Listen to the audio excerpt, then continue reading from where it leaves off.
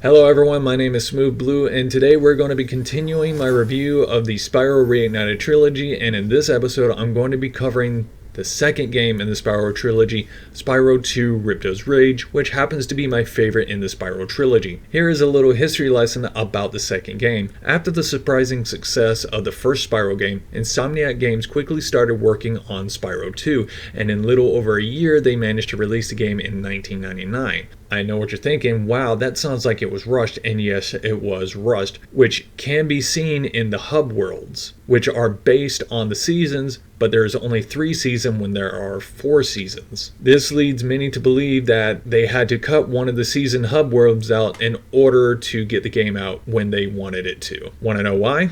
That's why. And that was the history lesson of Spyro 2's development. Now on to the story. After saving everyone from Nasty Noric's spell, Spyro and Sparks decided that they have earned a well-deserved vacation and tried to head to Dragon Shores for a little R&R. Unfortunately, they are brought to another world where they meet strange creatures and have to help them save their worlds from the evil tiny red hands of Ripto and his 2 minions. So basically, Spyro is kidnapped and forced into taking on dangerous situations before his captors decide to send him home. Yeah, these 3 right here are complete jerks. Who are these jerks, you ask? Jerk 1, Professor Potato. Okay, he really is just called Professor. I just think his head looks like a potato. Does anyone else think that? Let me know in the comments down below. I don't like thinking I'm the only delusional person in the world. Jerk 2, Laura. She likes to insult you and give weapons to your enemies. Why? You dork. Jerk 3, who I like to call the cause of all of Spyro's suffering. This is Hunter. You will hate him. Let me explain. Remember Ripto and his 2 minions I talked about a while ago? Guess who brought them here? Hunter. Now you have to collect orbs and talismans to save the world and get sent home. Guess who makes it more difficult for you to do that? Hunter. This walking, talking hairball of annoyance will have orbs that you need in order to set things right, but will absolutely refuse to give them to you unless you do something for him multiple times. Don't believe me? Here's Exhibit A! I've been trying to tame my new pet manta ray, but he just won't obey me. Hey, you're just about the right size to ride on his back. Well done. I suppose I owe you something for that. Here, take this orb. I found it in one of my flippers. Now that the manta ray's tamed, I'd love to get him into racing shape. Care to take him through a harder course? Incredible! You've got real talent. I could use a partner like you. You can have the orb I found in my other flip. And I know what you're thinking, yes, the other 2 do the same, but not to this level. I'd rather skin my feet and walk through building blocks made of salt instead of walking to the same room as this reprobate. But wait, there's more. There's one more member to this group, and absolutely everyone hates him with all their heart. Mr. Moneybags. What makes his character such a horrible individual, you ask? Well, in order to progress on your journey to save everything, you have to pay him in order to access worlds and learn necessary moves to progress. You are brought into an unknown world against your will and forced to pay with your hard-earned gems in order to progress. Are we sure Ripto is the villain here? He just wanted to move to a place that had no dragons in it. Yes, he did take over the place, but if this is what the average civilians here are like, I think it may be an improvement. And I will talk more about Ripto, Gulp, and Crush later on in the video. For now, let's talk about how well the game looks. I have to say, out of the entire time I played this part of the trilogy, I was completely awestruck the entire time I played the game. Seeing my favorite worlds with updated graphics had me in such a state of nostalgic euphoria that I thought I was going to slip into a coma. Let me just show you what I mean. See this level right here, Glimmer? This is the very first level you start off in, and it looks amazing. I mean, look at how great this place looks. Every inch of this place is worth exploring, and you will be doing that in order to find all the gems and orbs you need to progress. And this is also a great level in terms of learning the controls, because you will learn how to jump, glide, attack the local wildlife, defend yourself, fly, and climb. Well, you will eventually learn to climb, because guess who is the one who teaches you how to climb? Mr. Moneybags. But does he teach you right away? Nope. That comes way later. Why he doesn't ask you to pay him now in order to learn to climb always confused me. But back to how well things look. They really did the game justice with the amount of work they put into it. I found myself exploring different parts of the levels just to see how well everything looks and what major differences the levels received. Due to the limitations of the PS1 graphics, things were more simple and most areas didn't have grass or other textures that we're used to today. They were more of just flat, basic colors that helped give the illusion of certain things like grass, sand, snow, or gravel. But here they didn't hold back on the graphics, and I'm very grateful for it. It's relaxing to walk around and see what all changes they have made to the graphics and the level of detail they went into making the places feel more immersive.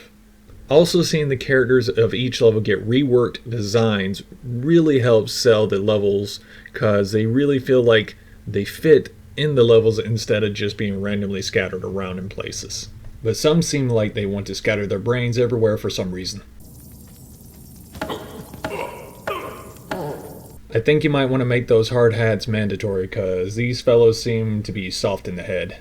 The villains look better as well. Now that they have more detail in their designs, you can see how great they were supposed to be years ago. I feel like the villains would do well in an RPG, which might be a fun side project to make for those who own the rights to Spyro. Though I have to say I was a little confused by Riptos' design in the remake.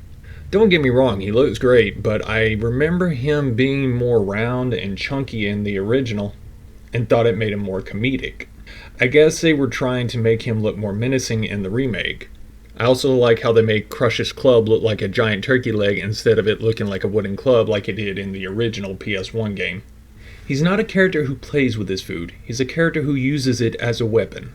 He is resourceful, just not too bright. Since we are on the topic of the main baddies of the game, let's talk about the battles you have with them.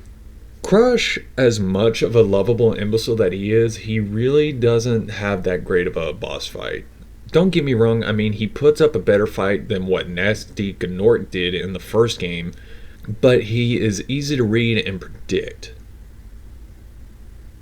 He uses shockwaves that you have to jump over and blasts you with fireballs that you have to dodge. He does try to be unpredictable by going to different power-up platforms that he uses in order to use the abilities that I just mentioned, but the attacks are still easy to dodge from any range. Then once you attack Crush, he charges after you and tries to club you with his weapon/snack, but in the process hurts himself by making the roof collapse on his head. I think this fight could have been made a little more challenging if they gave him the ability to heal himself by taking a bite out of his giant turkey leg/club, which he would be able to do by running onto a platform that shields him, allowing him to do so. But it is what it is. Now let's talk about Gulp. Gulp, the other main baddie under Riptos' command, does put up a better challenge. He is given this huge strange weapon on his back which blasts projectiles that have splash damage, and he knows how to use it properly. So just running in one direction constantly will not be the best way to dodge. You have to pay attention to the projectiles. Also, he is smart enough to use the items that Elora's pterodactyls drop during the fight, meaning that he can attack with the said items and then use them to heal himself if needed. Which had me questioning whose side is Elora on in this fight, because the pterodactyls seem to drop the items closer to Gulp than they did seem to drop them closer to me, which are the items I need to win this fight. And after you win, what does she reward you with? A chair. You give my enemies, which are also your enemies, the artillery to destroy me, and my reward is a cheap chair. You can just jog on. You dork. The fight with Gulp is fun and keeps you on your toes and keeps your attention on the action and your surroundings, because if you see Gulp going after an item, you need to adjust yourself to the situation. Do you try to beat him to the item so he doesn't use it against you, or do you get your distance from him and try to dodge what's coming? Now on to Ripto. The Ripto battle is pretty decent as well, though I feel it is a bit easier than the Gulp battle. And in this battle, Ripto has a new power scepter, and you can imagine that he didn't want the one that Gulp swallowed back for obvious reasons. He uses it as a way to defend himself and a way to attack throughout the fight, which he can power up with the different color orbs Hunter politely drops for him during the fight. I hope you fall in the lava. The ticks on you are more valuable than you are yourself. Seriously, you control the direction that you can fly. Just fly towards me and hand me the orbs and I can be on my way to Dragon Shores right now. You don't have to be such a floor mat. The Ripto battle does have 3 stages. On the first stage, he will attack you on foot. Then in the second stage, he brings out a robotic version of Gulp and attacks you with that. And then in the third stage, he brings out a robotic pterodactyl because the floor is lava now. And at this point, you have to fly around and shoot him out of the air. I'm just mainly glad these fights are way better than the boss fights from Spyro 1 because these fights actually are more fun and actually require you to focus. Although easy, they are still more fun. And now that we got the main baddies out of the way, let's go ahead and talk about the controls. And just like in my first video, they're pretty much the same. They're real smooth. You feel the weight behind Spyro. The only time the controls really seem to be an issue is on certain levels, like the levels that require you to do ice skating. Unfortunately, in this game, whenever you do ice skate, you are constantly moving forward, which does make the challenges a little bit more tedious to do.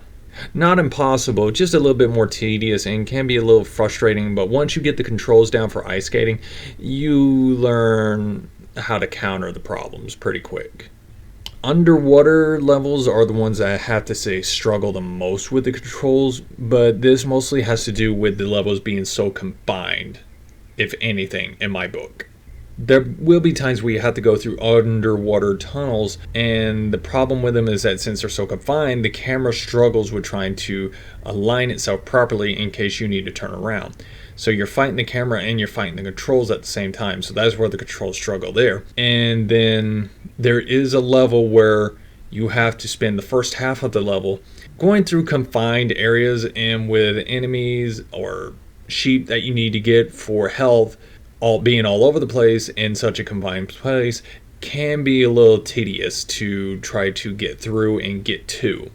But the second part of the stage, you do get to traverse a more open area, which I really wish they did this more in the original Spyro 2 for the PS1, and I really wish they did this more here in the remake, is just have more open areas for the underwater levels, because that's where the controls really shine through, because you're able to control yourself better and the camera's not constantly fighting you in those tight spots.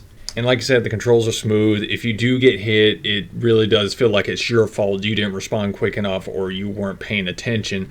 Like, say how I keep getting hit by these kamikaze pigs here. The reason why I kept getting hit was because I kept laughing so hard at their faces. I was not expecting to see these faces. You do wind up learning 3 new moves. One is very basic, it's just climbing. You go up and down, left and right. The second is a hover move that Hunter teaches you. It's basically at the end of your glide. If you're just about to barely make it or barely about to miss, you press the hover button and Spyro will do a little hover and move forward a bit so that way you can land on the platform. It's basically just a double jump with extra steps. And the third move that you'll learn from Moneybags is just a very basic head bash move. What you see from every main hero in a platformer, a ground and pound move where they just use it to destroy something that is tough or very durable. Just use it to break just about anything that's in the way. Now here is another change that they made. This is not in terms of controls, this is more in terms of aesthetics. Now there is the Robotica farms.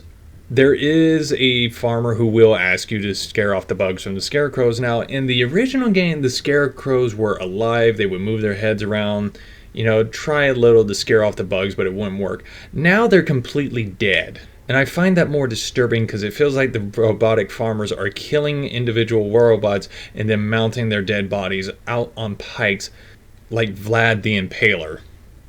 And I know what you're thinking. You're like, well, this is a kid's game, so that really wouldn't be allowed in the game. Well, I would be inclined to agree with you, but this is a video game where baby turtles are left on roller coaster tracks as amusement. I want to go home. I don't feel comfortable here anymore. Spyro, is this why you wanted to come to Dragon Shores? Is this what you define as fun and relaxing? But all in all, it is a fun game. I highly recommend that you pick up the Reignited trilogy, not just for Spyro 2 Riptos Rage, but for all 3 games. In my next video, I'm going to cover the last game in the trilogy, Spyro 3 Year of the Dragon. If you watched this video to the end, thank you. I know the video qualities are terrible. I'm still working on learning how to make things better, how to do audio quality better, how to do video editing better. If you have any tips, you can leave them in the comments down below if you like. If you do, thank you. That is all. And you have a good day.